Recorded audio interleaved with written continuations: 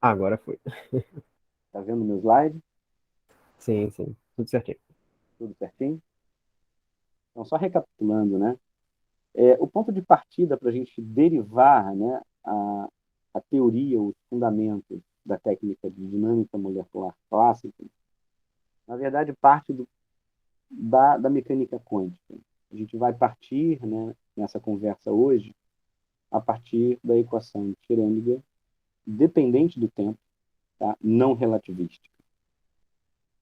Vamos lembrar que nós estamos aqui derivando, né, parcialmente a função de onda, e para resolver essa função de onda, a gente, na quântica, considera a posição dos elétrons e a posição nuclear.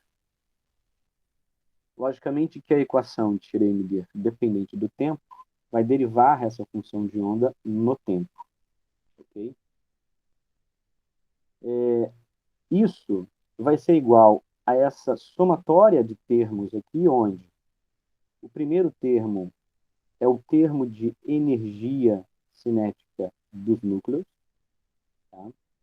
Então, Mzão é a massa de cada núcleo, de cada átomo em uma molécula, por exemplo.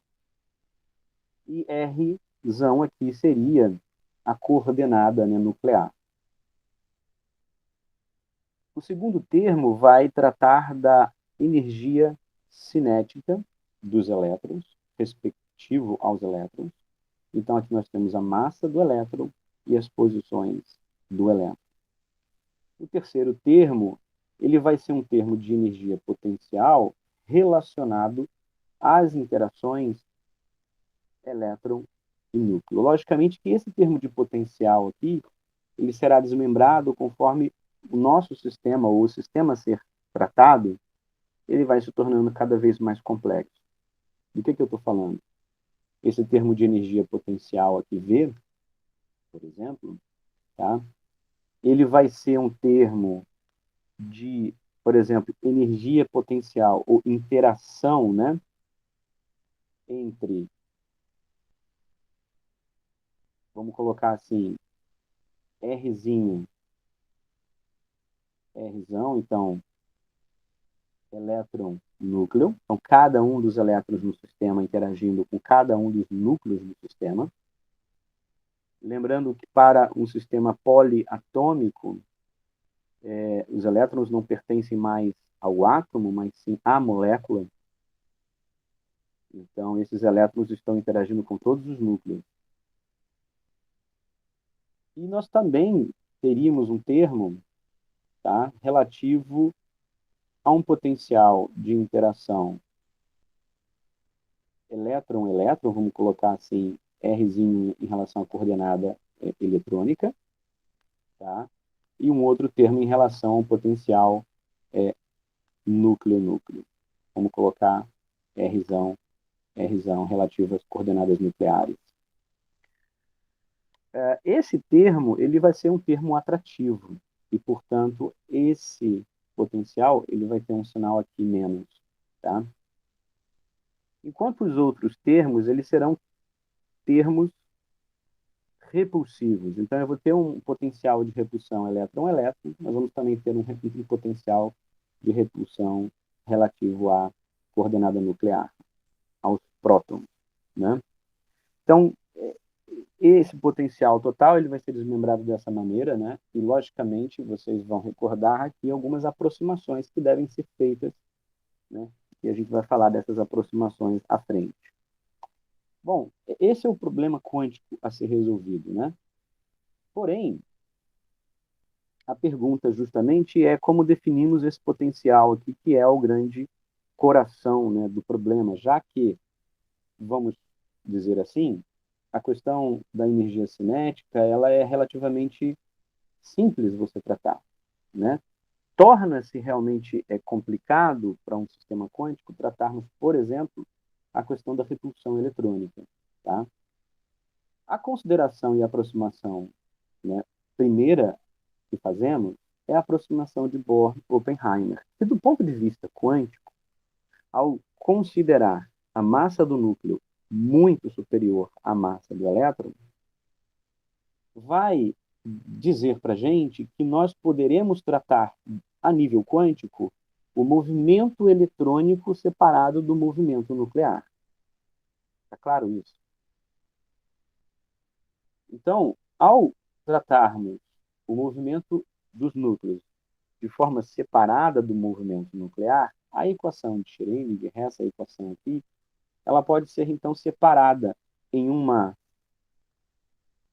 hamiltoniano, digamos assim, dependente apenas das coordenadas eletrônicas, e um hamiltoniano dependente apenas das coordenadas nucleares. Mas eu não sei se vocês já fizeram essa pergunta. Quando a gente vai fazer isso e vai resolver a equação Schrödinger propriamente, agora não dependente do tempo, como a anterior, então nós vamos tratar apenas de problemas no estado estacionário, na condição de estado estacionário, e não variante no tempo, né? O que, na prática, o que você está fazendo, né, se você abre esse problema, é o seguinte: se nós reescrevermos essa equação da forma contraída, reduzida, ou seja, eu tenho um problema de alto valor e alto vetor, onde o operador, né, hamiltoniano total, tá? Vocês estão vendo eu escrever aí no slide? Está tudo claro para vocês, não é? Tudo certo. Então, o operador hamiltoniano total, ele vai agir sobre a função de onda, né? Isso que nós temos efetivamente, tá?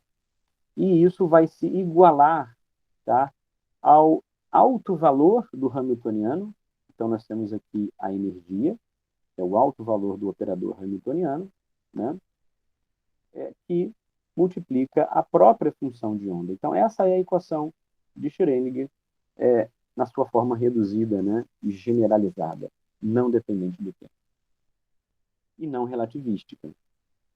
Bom, é esse problema que tratamos quando fazemos cálculos de química quântica. E quando fazemos isso, nós estamos interessados nessa energia no seu estado fundamental, ou seja, no seu estado de mínima energia.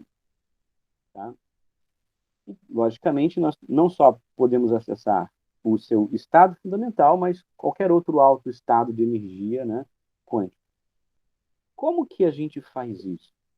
Observem que na equação de Schrödinger, e é isso que a gente precisa agora fazer o link para entender como podemos derivar isso para a dinâmica molecular clássica, é a seguinte: da mesma maneira como a aproximação de Bohr-Oppenheimer, ela separa problema nuclear e problema eletrônico na quântica, vocês vão recordar que, diferente, por exemplo, das equações clássicas de Newton, na qual uma determinada partícula, né, nós estamos interessados na equação de Newton em resolver no tempo, né, e determinar as posições futuras dessa partícula, a gente vai falar bastante disso na aula de hoje. Na equação aqui de Schrödinger, nós não conseguimos definir ou determinar uma trajetória do problema eletrônico. Por quê? Porque nós não sabemos definir a posição do elétron. Então, essas coordenadas aqui, Rzinho, eletrônicas, tá? Essencialmente, esse problema ele não tem solução, porque a gente não vai definir a trajetória eletrônica. Ou seja, a função de onda, por si, ela não tem uma interpretação física, tá? Como, por exemplo, tem uma interpretação física a equação de Newton. Ora, então como que resolvemos esse problema? Se a energia vai depender justamente dessas coordenadas, né, enfim, eletrônicas e das coordenadas nucleares. O que de fato nós estamos resolvendo ao solucionar a equação de Schrödinger? Bom, foi o próprio Schrödinger, na época, foi um dos que se debruçaram sobre esse problema, mas ao mesmo tempo, vocês vão lembrar disso, ele também não conseguiu dar né, a real interpretação que é aceita hoje para esse problema. Ele teve justamente a ajuda de Max Born, que foi o cara que, de fato, né, deu a interpretação correta para a equação de Schrödinger. Então, o problema é resolvido da seguinte maneira. Nós temos uma solução, nós temos, né, como a função de onda, ela tem, né, em, seu, em sua definição, né, ela expressa um número complexo, e não no espaço real, mas sim, digamos, num espaço de Hilbert. Nós, por propriedade matemática, podemos multiplicar, tá, essa função de onda agora conjugada, eu vou descrever aqui em azul, como vocês estão vendo, de um lado e do outro dessa equação aqui. Ou seja, se nós fizermos isso que eu estou fazendo, multiplicarmos o psi estrela, seria a função de onda conjugada, tá? De um lado e de outro, a priori, do ponto de vista matemático, a gente não está alterando, né, essa equação. Mas ao fazer isso, surge aqui algo bastante interessante.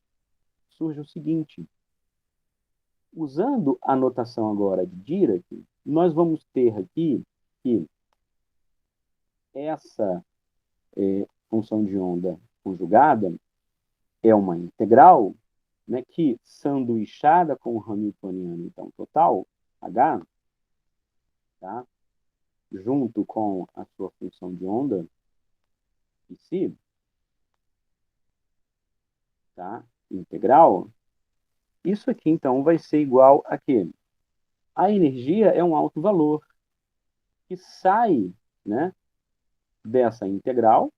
Então, eu estou integrando aqui em coordenadas, digamos, de elétrons e núcleos, a energia é um alto valor, ela sai, então eu tenho do outro lado, né, o bracket de Dirac fazendo a integração de psi estrela, psi, tal como eu estou tentando aqui escrever para vocês. Como eu estou usando o mouse do laptop, aí fica realmente bem lento escrever isso aqui, tem que ter uma coordenação motora muito boa.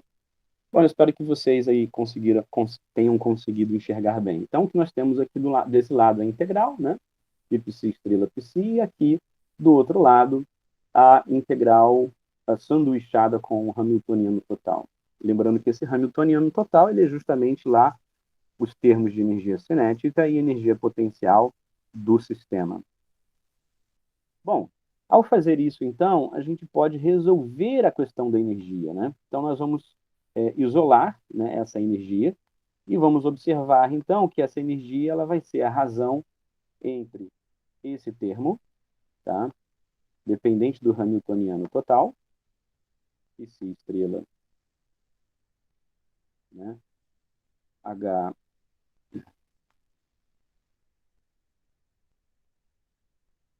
H, o Hamiltoniano total, psi,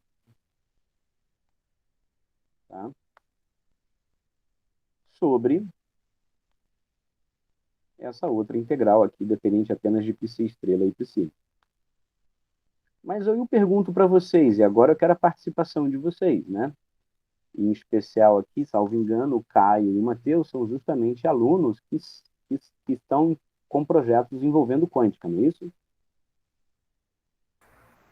Eu tenho. Eu também. Exato. Então, que integral é essa aqui abaixo, no denominador?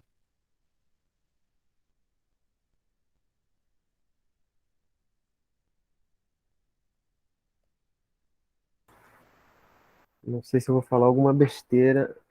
Tô tentando relembrar aqui, principalmente na aula de quântica, mas acho que é uma integral de normalização, né? Quando você iguala ela a 1. Não é isso? Exato. Então, essa integral, quer dizer, uma das condições, né, para que uma função de onda seja a solução da equação de Schrödinger é que ela tem que ser o quê? Normalizável, né? Então, essa integral é justamente a integral de normalização que vai a 1, né, por condição e pré-requisito da função de onda ser solução da equação de Schrödinger, ok? Ok. Então, a gente pode escrever aquela energia né, como sendo essa integral simples que vocês viram na notação de Dirac acima. Vai ser esse termo único aqui, psi estrela, certo? O Hamiltoniano total, né, que está justamente relacionado aqui com o alto valor da energia, tá? Psi. Ou seja, nós conseguimos resolver o problema da energia, tá?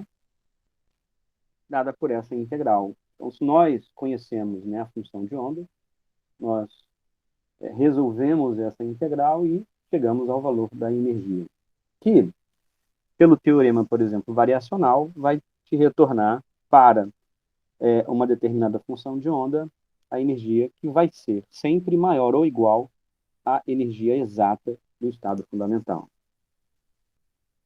Bem, isso é obtido pela quântica. Mas agora, na dinâmica molecular clássica, e justamente por ser clássica, o que não vai ser tratado explicitamente são os elétrons. Então, na dinâmica quântica ou na mecânica quântica, nós estamos resolvendo um problema, essencialmente um problema eletrônico.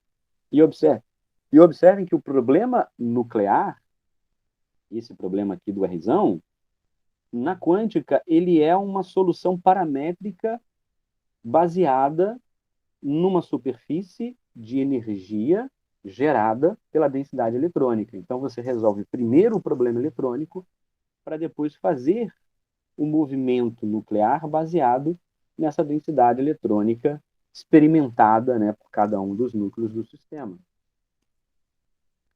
Bom, agora, na dinâmica clássica, o que vai ser feito é, em vez do elétron, que é o protagonista, né, o grande protagonista na quântica, que a gente está tratando essencialmente um potencial que depende das interações elétron-núcleo, elétron-elétron, tá? Que vão definir as interações núcleo-núcleo, na dinâmica molecular, esse elétron agora ele não é mais, digamos, o protagonista. Ele não está presente explicitamente. Ele vai estar presente nos parâmetros que a gente vai descrever mais à frente nessa aula, implicitamente. Tá? Então, o que torna agora, né, protagonista será o núcleo na dinâmica clássica. Essencialmente é isso. Tá? Então, o núcleo passa a ter protagonismo na dinâmica clássica, enquanto que os elétrons estão implícitos nas equações da energia potencial do sistema. E é disso que a gente vai falar hoje. Então, de novo, só recapitulando a questão da aproximação de Bohr-Oppenheimer, da mesma maneira, como o movimento nuclear, né, como a massa do núcleo ela é muito superior à massa do elétron, certo? Eu posso agora, na dinâmica clássica, olhar somente o movimento nuclear, tá? Porque é ele, em essência, que vai ser importante, é ele que me interessa para as propriedades que a gente tem interesse de calcular nessa escala. Okay? Bem, então, a mecânica quântica ela vai buscar, né, a função de onda da partícula, ou seja, a solução da equação de Schrödinger, enquanto a maior diferença, então, para a clássica é que, na clássica, tá, ela é essencialmente determinística, enquanto a quântica ela possui uma interpretação probabilística, embora também tenha solução determinística. Então, o formalismo do Hamiltoniano total clássico, que é a soma da energia cinética mais energia potencial, a energia cinética aqui abaixo definida na equação 5, certo? E a energia potencial também vai ser um potencial de interação carga-carga, né? Mas agora essas cargas na dinâmica clássica elas não serão representadas por elétrons, mas sim por cargas, né? Então, esse potencial Vzinho aqui, tá? Ele é um potencial que vai depender do produto das respectivas cargas parciais de cada um dos átomos no sistema, né, em função aqui, em razão das suas distâncias, inversamente, né, proporcional à distância entre cada uma dessas cargas. Então, esse também é o problema que será resolvido na dinâmica clássica, só que agora com nenhum protagonismo do elétron e apenas aqui as posições nucleares serão consideradas. Bem, no formalismo mais comum, né, descrito, por exemplo, pelos programas de dinâmica molecular, eles resolvem essencialmente essa equação 6, onde você tem uma força, tá? Que geralmente, a gente vai falar bastante disso nas próximas aulas, essa força ela é uma ação de uma determinada partícula, por exemplo, I sobre uma partícula J. Então, nós estamos falando aqui de um potencial de pares, IJ, né? Entre, por exemplo, átomos ligados e não ligados, e a força vai ser, então, definida por menos a derivada parcial dessa energia potencial em relação a cada posição das partículas do sistema. Então, essa é uma das equações, né, principais na dinâmica clássica que a gente precisa resolver. E o que eu vou mostrar para vocês ao longo da aula de hoje é mais ou menos uma visão um pouco mais detalhada e aberta dessa equação, ou seja, nós queremos saber agora qual é a cara dessa energia potencial aqui, né? Como a gente vai resolver uma derivada parcial da função de energia potencial, a gente precisa conhecer a fórmula matemática, né? A equação matemática que define o potencial de interação entre partículas do nosso sistema, tá? Bem, isso posto, nós podemos, então, agora, mais ou menos aqui, sumarizar, tá, a questão de efeitos de tempo e efeitos de tamanho nas diferentes escalas de simulação e métodos de simulação que nós temos. É o que nós chamamos de modelagem de multiscale ou de multiscala. Então, quando nós, e aí vocês estão bastante acostumados, falamos de sistemas da ordem do átomo, de poucas moléculas, então estamos nessa faixa aqui de tamanho, nós podemos aplicar, tá, para esse tipo de sistema métodos de estrutura eletrônica, métodos ab initio, né, ou derivados dele. Observe que o tempo, né, de cálculo dessas, né, simulações aqui ab initio, elas estão aí na faixa de 10 a menos 15, 10 a menos 12 picosegundos, tá? Essencialmente. Se você aumenta aqui, no sentido do eixo X, o tamanho do seu sistema, tá? Você vai perceber que gradualmente, né, por uma limitação computacional, ou seja, o número de partículas que o nosso sistema tem, tá? Ele passa a ser grande o suficiente que impede, praticamente, em termos de tempo real, que cálculos de estrutura eletrônica sejam realizados para sistemas muito, muito grandes, porque são cálculos que vão demorar também uma infinitude de tempo. Então, nós vamos precisar daqui para desse método para esses outros, o que nós estamos introduzindo, né, ao passo que a gente aumenta o tamanho, né, e também aumenta aqui o tempo de simulação, alcançamos tempos da ordem de microsegundos ou até milissegundos, significa que a gente está aumentando a aproximação, né, introduzindo aproximações no sistema para resolver o problema, tá, de multiscale. Então, por exemplo, de métodos de estrutura eletrônica para métodos semi-empíricos, nós ainda continuamos com os elétrons, só que agora as equações de Schrödinger elas são semi-empíricas e não resolvidas, né, ab initio. Significa dizer que elas são parametrizadas, né, para uma classe, um conjunto lá de elementos químicos, que reproduz um dado, por exemplo, experimental.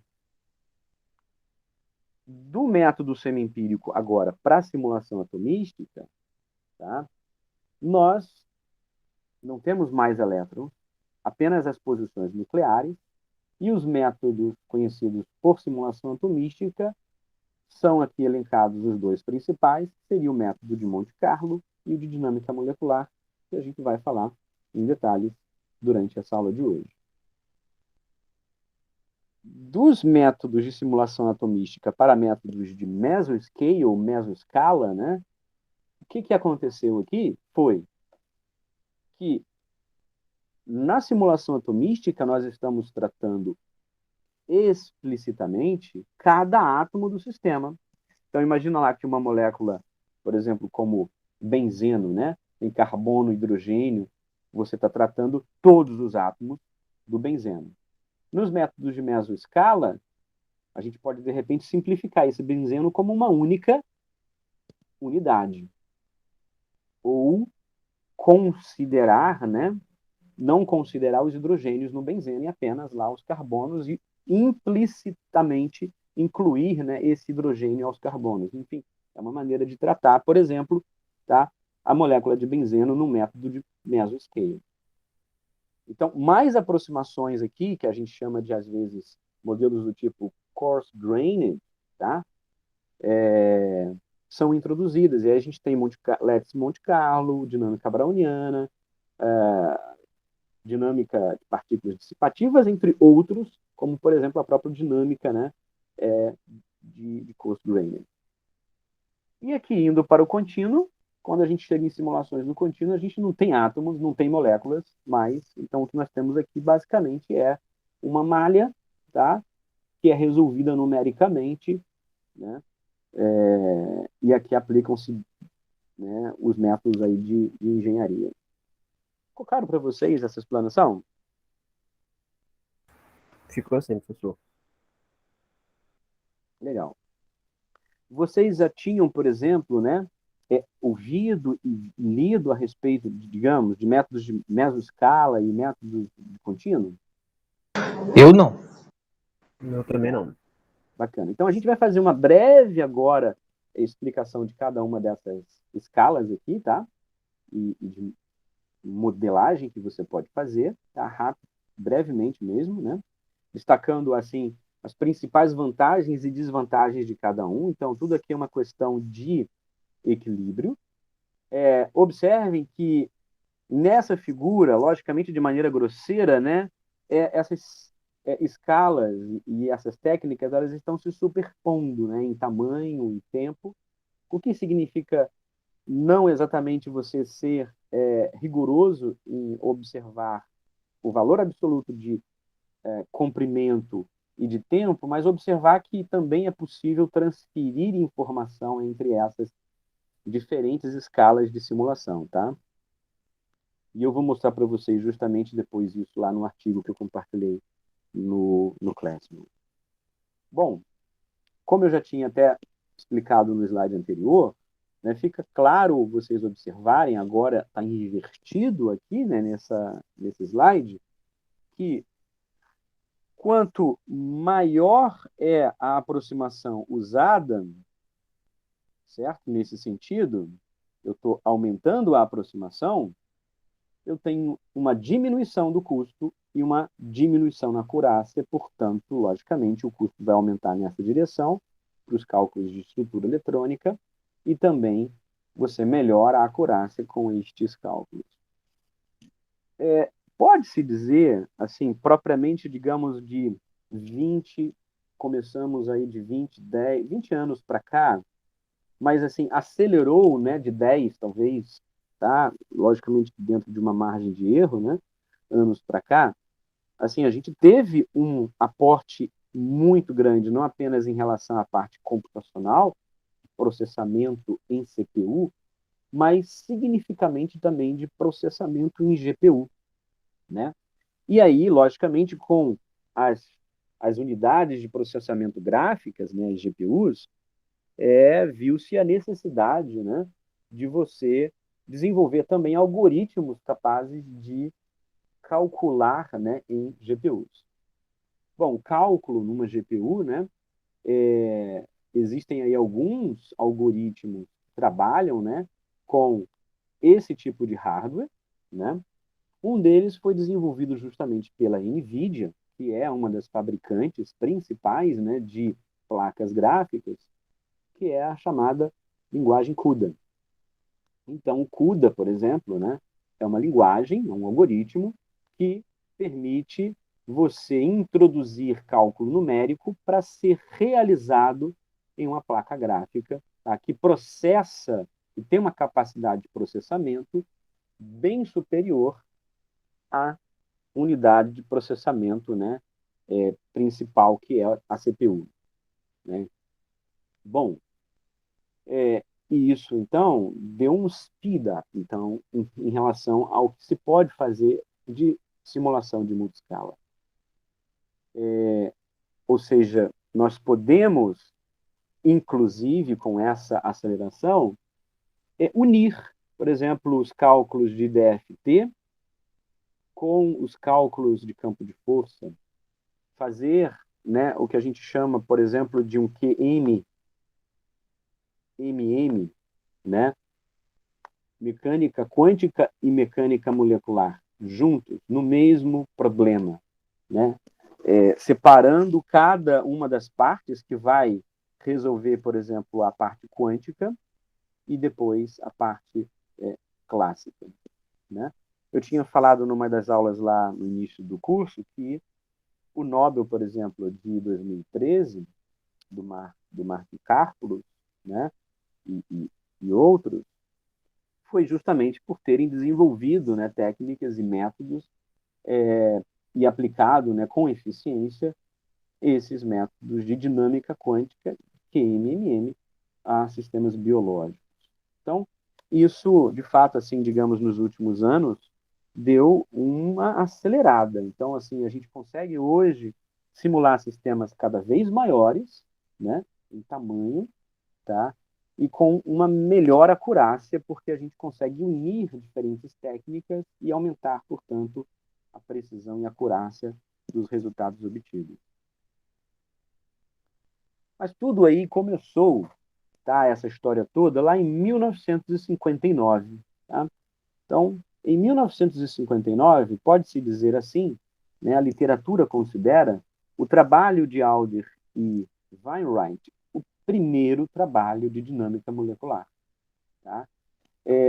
Que no artigo original dos autores, né, tem uma série, uma sequência de trabalhos, esse foi o de número 1, na qual eles descrevem os principais, né, os métodos gerais, os fundamentos, né, teóricos da dinâmica molecular, e eu tirei justamente aqui algumas palavras-chave usadas logo no resumo, né, no abstract do trabalho.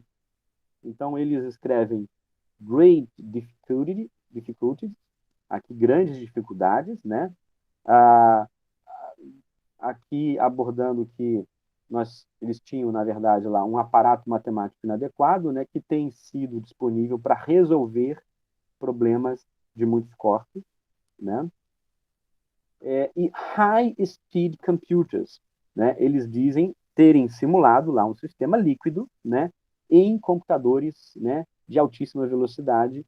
Aqui, se vocês pegam lá o trabalho original, os supercomputadores deles conseguiam, na época, fazer simulação de pouquíssimos picosegundos, e hoje, né, em um PC, por exemplo, seu laptop é capaz de fazer simulação do mesmo sistema, mas numa escala aí de tempo enorme, de microsegundos até. Tá? Então, era a limitação da época, mas era o boom, né, e isso despertou interesse no estudo de diversos problemas, em especial envolvendo a parte termodinâmica, né, de líquidos.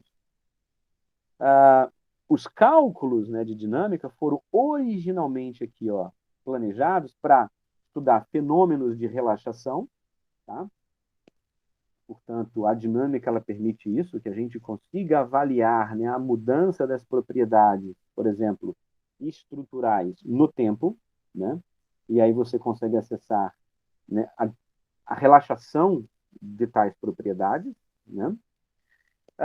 E pode também, em princípio, também ser, né, no caso, usado para generalizar propriedades de transporte ou, né, estudar as propriedades de transporte de sistemas. Enfim, esse foi o estudo seminal, digamos, o primeiro, né, aplicando a dinâmica molecular em computadores.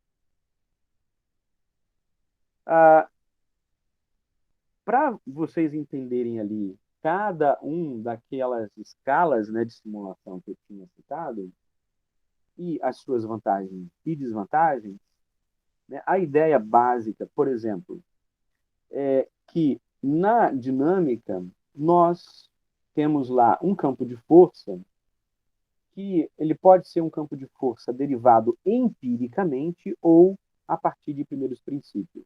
Então, aquela função de potencial lá, V, que é o que a gente está interessado em conhecer, que vai depender das coordenadas agora, R, e esse R aqui é a posição de cada um dos átomos do sistema, né? Nós queremos saber justamente que potencial é esse, né? E vocês vão observar mais à frente que esse potencial ele vai ser. Vocês estão aqui. Pessoal, eu acho que meu laptop caiu, não foi? Isso, é. No meu laptop. Voltei, não voltei agora? Agora voltou. Até a resolução da imagem tá melhor. Acho que preciso reiniciar mesmo. Estava ruim antes? Não, tava fluindo só. Eu acho que a internet devia estar meio fraca. Até a resolução da sua câmera tava inferior. Hum.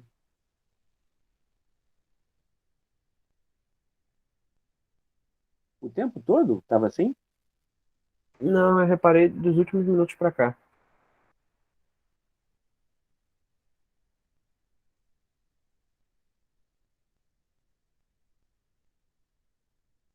Eu tive que compartilhar novamente minha tela. Vocês perderam muito do que eu estava falando ou não? Não, não Não, perdemos nada. foi só Isso, agora mesmo que caiu o slide. Tá. isso. Esse potencial que a gente está interessado, a gente vai falar bastante dele, ele vai ser dependente de um potencial intramolecular, tá? E um potencial intermolecular. A gente vai descrever isso mais à frente. Então, um potencial intra e um potencial inter. Na verdade, acabamos, vocês vão ver depois, inicialmente, né, ele foi assim definido, intra e intermolecular, mas vocês vão perceber depois que a, a definição mais correta, né, na literatura hoje, nós chamarmos de um potencial chamado ligado e um potencial não ligado. Porque a gente precisa tratar também aqueles átomos que não estão ligados, tá, em uma molécula com um potencial, digamos, intermolecular. Isso vai ficar claro para vocês mais à frente. Enfim, interatômico, né, dentro da molécula. As propriedades, por exemplo, aqui de estrutura, dinâmica, termofísicas e termodinâmicas em geral, elas podem então ser calculadas com uma razoável acurácia. Então, na atomística clássica, a gente consegue, por exemplo, de vantagem nós conseguimos estudar sistemas bem grandes, da ordem, por exemplo, de 10 a 6 átomos. Então, vejam que, em termos de tamanho, né, comparado aos cálculos de estrutura eletrônica, de quântica, a gente não está agora estudando ali, digamos, algumas dezenas de átomos, mas agora 10 a 6 átomos. Seria impossível, né, por cálculos de estrutura eletrônica. Nós podemos também acessar tempos de simulação bem longos, da ordem de 1 segundo até ou mais hoje. Tá? E como eu já mostrei aqui em cima, acessamos uma gama de propriedades estruturais, dinâmicas, termodinâmicas e também espectroscópicas, viu? Agora, quais seriam as desvantagens, né?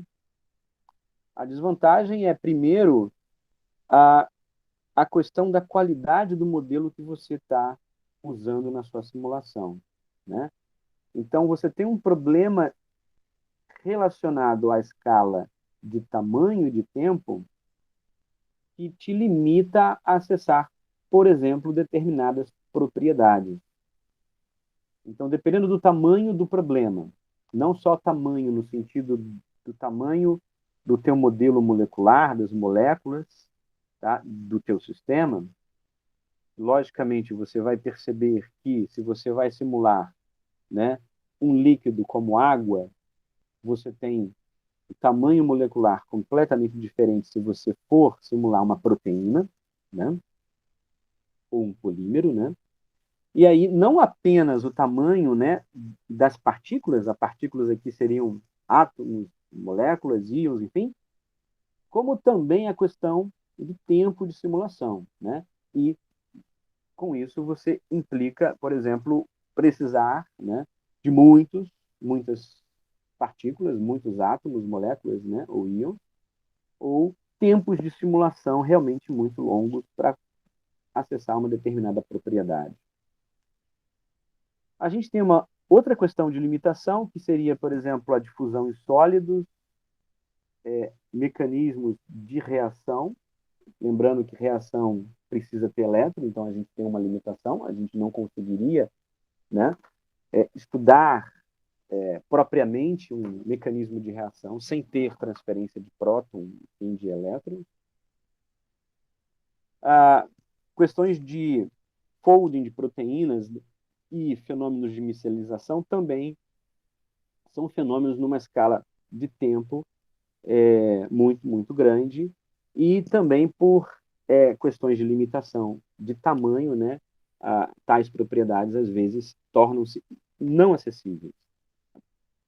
E, logicamente, né, não precisa dar muitos detalhes, lógico que a gente vai perder propriedades eletrônicas porque a gente não tem explicitamente o elétron escrito no problema. Então, essas são, digamos, as vantagens e as desvantagens de uma simulação clássica atomística. Entenderam? Ok? Sim, sim. Tranquilo.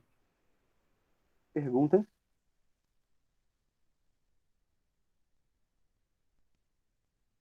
Dúvidas? Não? Acho que por enquanto tá indo bem. Tá, tá indo num ritmo legal. Legal. Bom, saindo ali da simulação atomística clássica, indo para as modelagens de mesoescala, né? Bom, a ideia básica é que agora você consegue, tá, dar um speed up em relação, por exemplo, aos graus de liberdade, né, e tratar não individualmente átomos, mas grupos de átomos como uma entidade. E aí, com isso, você consegue acessar, né, outras escalas de tempo do problema e também escalas de tamanho. Por exemplo, vantagens, você consegue simular aí da ordem de 10 a 9 partículas, então observem aqui, nós saímos de uma escala de 10 a 6 para uma escala de 10 a 9, que é significativa. Nós também, dessa forma, acessamos escalas de tempo bem maiores, então que às vezes você conseguiria ali fazer uma simulação da ordem de nanosegundos com a introdução dessas aproximações, você consegue fazer uma simulação na escala aí de até microsegundos, né?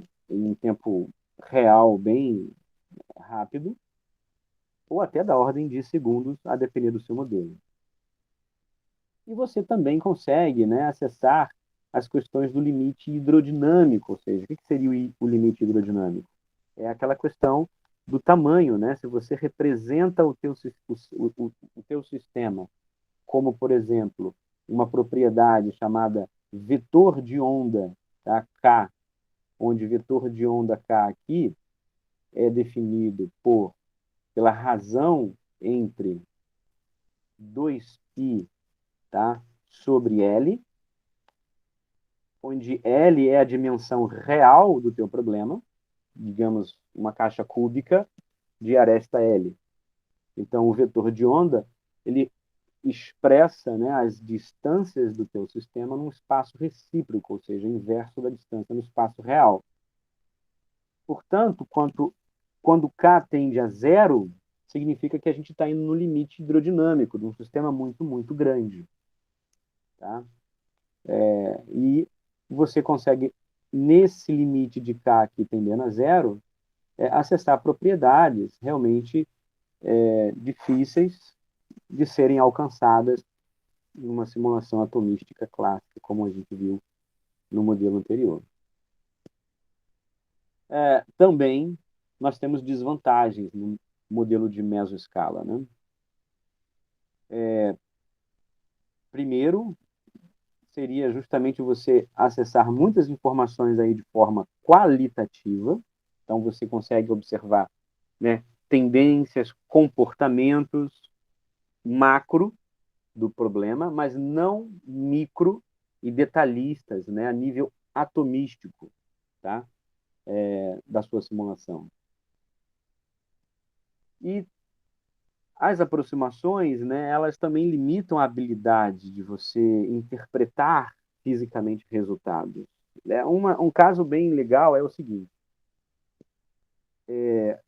existem, se vocês buscarem na literatura, vocês vão ver que existem modelos para proteínas de coarse-grained que não representam, né, os átomos da proteína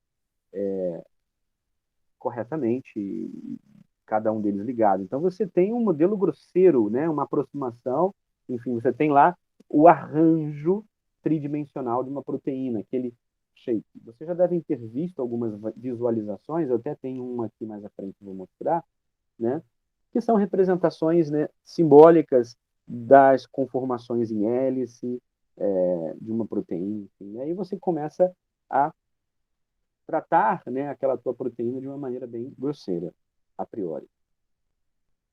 Ok. Em termos de, por exemplo, propriedades macroscópicas de estrutura, né, conformação, você consegue acessar essa informação de maneira qualitativa. Tá claro isso para vocês? Tá, sim. Agora, eu consigo observar a ligação de hidrogênio? Eu já acredito que não, né? A Não. gente não está nem simulando os elétrons, os átomos vão ficando cada vez mais. E nem hidrogênio tem, né?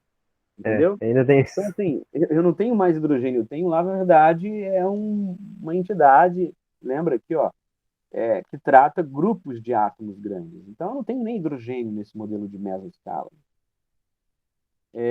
Então, o problema ali específico de uma interação local entre átomos, eu perdi completamente. Então, eu não consigo dar uma interpretação física confiável do que está acontecendo agora a nível atomístico no modelo de mesoscala.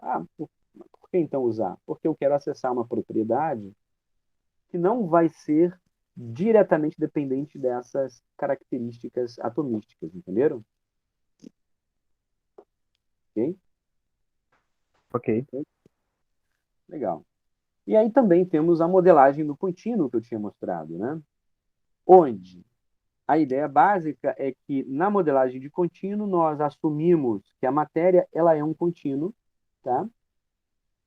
E vai, portanto, tratar, né, as propriedades do sistema como campos, tá?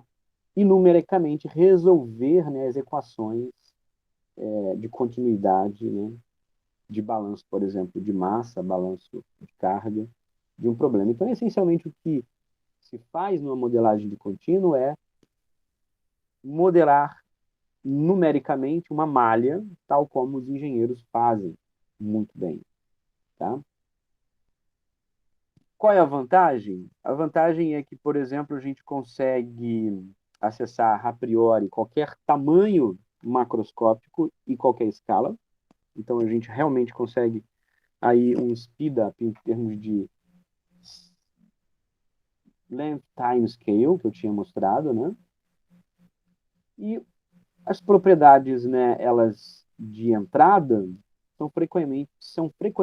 frequentemente acessadas por dados experimentais. Então, numa simulação de contínuo, o que se tem para modelar é com valores de dados experimentais para o teu modelo. Então, você precisa de dado experimental, e, logicamente, quanto mais dado experimental, melhor, para que o teu modelo ele consiga, numericamente, simular, né, um problema macroscópico de interesse. Tá? Então, os resultados eles serão muito dependentes dessa entrada. Quais são as desvantagens? Bom, ele vai requerer uma especificação do modelo, né, constitutivo, vai requerer, tá vendo, dados experimentais, então o resultado seu será muito dependente dessa entrada, né, da estatística, não apenas da estatística, mas também da confiabilidade do dado experimental.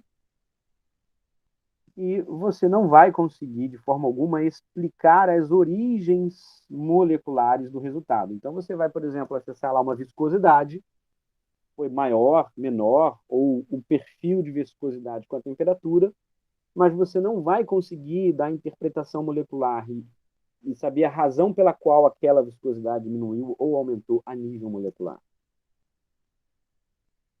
Tá claro? Tá claro, sim. Sim. Legal. Bem, aí a gente também tem o que a gente chama de métodos híbridos, né? Onde a ideia básica do método híbrido é juntar, né, uma ou mais técnicas para você resolver, né, problemas de modelagem de um determinado sistema. Aqui eu vou citar para vocês o artigo que eu compartilhei lá no Classroom. Vocês estão me ouvindo bem, então? Que seria o Então, sim. trabalho a respeito do modelo híbrido de dinâmica e de dinâmica de fluidos computacional. Tá? Bom, antes de passar e mostrar para vocês isso lá na prática, quais são as vantagens? As vantagens é que agora a gente consegue acessar, de certa maneira, também diferentes escalas de tamanho e de tempo. A entrada agora, diferente do modelo contínuo, ela pode ser uma entrada que seria o resultado obtido na dinâmica molecular. Então, você pode resolver, né, e simular o teu sistema atomístico, realizar uma simulação atomística, e aí a simulação de dinâmica vai alimentar, vai ser entrada para o contínuo, né? Quando nós temos, por exemplo, métodos do tipo QM, MM, é possível também que essa parte eletrônica ela seja tratada e vai, então, gerar aquele potencial. Então, o potencial agora, que vai ser o potencial, né, baseado na solução da equação de Schrödinger, ele vai alimentar, né, a função, as funções, as equações de movimento através dessa equação que vocês viram ali antes. Então, a força vai ser igual a menos a derivada da energia potencial em relação à posição das partículas, onde esse potencial agora clássico ele vai ser derivado, tá, do potencial quântico. Então, ele vai ter uma solução quântica que alimenta e, portanto, as forças, né, de interação entre as partículas no sistema clássico estão experimentando, né, um potencial, né, resolvido anteriormente pela quântica. Qual é a desvantagem? A desvantagem é que você também tem uma certa exigência, né, das especificações do modelo constitutivo, tem um problema inerente por ser híbrido, que é tratar as regiões de interface entre um modelo e outro. Então, especificamente, isso eu vou mostrar no artigo, que está lá compartilhado, né? Você precisa tratar aquelas regiões que são as regiões entre, né, uma escala, por exemplo, quântica e uma escala clássica, ou entre a mesoescala e o contínuo. Tá? Então, qualquer interface dessas entre as diferentes técnicas é um grande problema que você tem para resolver. logicamente, também uma outra desvantagem seria a complexidade de um input, né? Porque agora o teu input, a sua entrada, ela não é mais única de um método, de uma escala, mas sim de diferentes escalas. Então, você vai ter N entradas, dependendo de quantas técnicas você vai estar usando no seu método de multiscale ou método híbrido. Bom, para mostrar um pouco para vocês isso lá no trabalho, no artigo, se vocês abrirem, né, esse trabalho, ele foi parte, né, do meu projeto de pós-doutorado na época, né, onde nós estudamos propriedades dinâmicas de fluidos por simulação computacional, usando métodos híbridos atomísticos e contínuos. Nesse trabalho, vale muito a pena vocês darem uma lida, porque ele não só vai ajudar vocês a entenderem o que eu estou falando na aula de hoje, mas também entenderem os fundamentos teóricos a respeito da dinâmica molecular, né? E um pouco aqui das equações de fluido, né? As equações de Navier-Stokes. Então, tem todo o tratamento, né, aqui, olha, estatístico do problema, tá? Descrito no trabalho, né? Aqui a distribuição de Boltzmann, tá vendo? Vocês já estão familiarizados. E o que acontece é que na dinâmica de fluido computacional, ou CFD, você está resolvendo a equação de Navier-Stokes através de uma resolução numérica, como essa aqui, que seria pelo método de Euler, ou, digamos, de diferenças finitas, né? Então, você está resolvendo uma malha, aquilo que eu disse a vocês, no contínuo, onde um determinado, por exemplo, ponto P e J na sua malha, a derivada no determinado ponto vai ser resolvida com as respectivas diferenças finitas, ΔY sobre ΔX, né, dos pontos anteriores e posteriores na malha. Então, você está discretizando, né, o problema de uma derivada ali parcial de uma função f em relação a x como uma diferencial finita, né, tal como descrito aqui pela figura 2. Bom, e aí você resolve o problema de contínuo. O interessante aqui é que, como eu disse a vocês, e esse é o crucial, no modelo, tá vendo? Você tem duas formas de tratar a interface. Uma pelo modelo A, esse aqui de cima. Nesse modelo A, observem aqui à esquerda, nós temos o sistema atomístico, e aqui à direita, né, essas linhas e o achurado, eles representariam um contínuo. Tá? Aqui nessa região nós temos puramente o sistema contínuo, enquanto que há uma interface entre o atomístico e o contínuo, no qual nós estamos aqui, ao mesmo tempo, resolvendo o problema atomístico e o problema contínuo. Então, tem uma região de sobreposição, onde o estado estacionário ele tem que ser atingido para que a informação atomística seja transferida de forma coerente para a região do contínuo. E com isso você resolve as equações de Navier-Stokes no contínuo. Ou então, o modelo B, que seria não ter a sobreposição e simplesmente uma interface direta, onde a informação é passada diretamente para o contínuo. Logicamente que vão existir vantagens e desvantagens, assim como diferentes critérios e condições de cada um dos problemas. Mas, basicamente, é isso que você tem numa simulação aí híbrida, né, atomística contínua. Então, informação um pouco mais detalhada vocês vão conseguir acessar, né, nesse artigo no material suplementar. Bom, esses são aí os principais métodos, né, que a gente tem de simulação molecular. Nos próximos slides, o que a gente vai ver agora é um detalhamento agora das equações, de como resolver isso, né, fundamentos teóricos específicos da dinâmica molecular que a gente vai focar daqui para frente. Ou seja, a gente vai falar da simulação atomística, que é o foco do curso, de dinâmica molecular E aí, para isso, eu vou pedir um intervalo, são 3h14 agora, aquele intervalozinho da parada do café, né? Para vocês, a gente voltaria 3h30, pode ser? Tá ótimo, realmente. Tô Nada? precisando de um Pode cafezinho ser. mesmo. Então, beleza. Então, Valeu, professor. 3h30 a gente está de volta aqui, hein? Professor, só uma pergunta. Em relação a essas simulações híbridas, você tem softwares específicos para elas ou você usa, por exemplo, softwares de dinâmica, mas com modificações lá no input ou na maneira de fazer o cálculo no algoritmo? Dependendo de qual técnica você vai usar na simulação híbrida, a gente tem alguns tem disponível, tem software, né?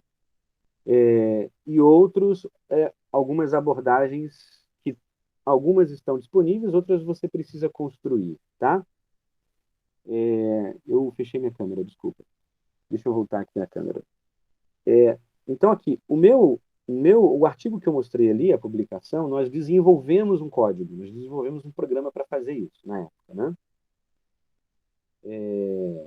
Na época lá, em 2010, acho que não tinha praticamente nada disso, né? Foi bem original o trabalho.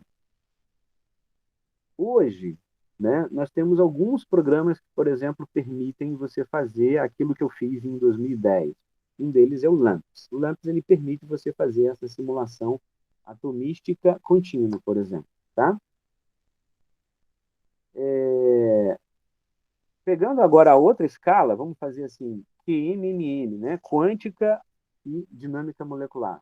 Também existem programas que permitem fazer isso. O programa de Carpar-Nelo, CPMD, ele permite fazer isso. Um programa que, na sua última versão agora, já também permite você fazer isso de uma maneira muito eficiente e cada vez melhor é o Orca, né? O Orca, hoje, você consegue fazer dinâmica molecular e quântica com ele, tá? Ok? Tá ok, professor. Obrigado. Então, existem alguns programas que estão disponíveis. Agora, a comunidade que faz essa simulação híbrida gosta muito de desenvolver suas ferramentas de interface, entendeu? Que é também possível.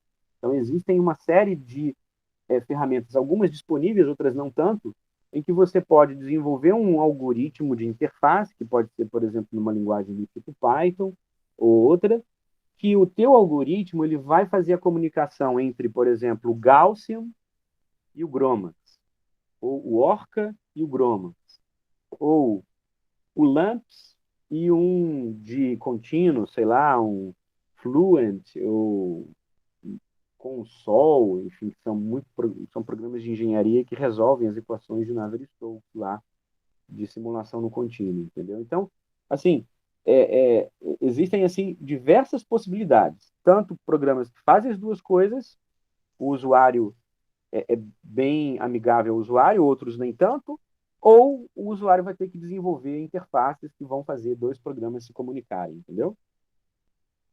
Entendi. Legal, boa pergunta sua, excelente.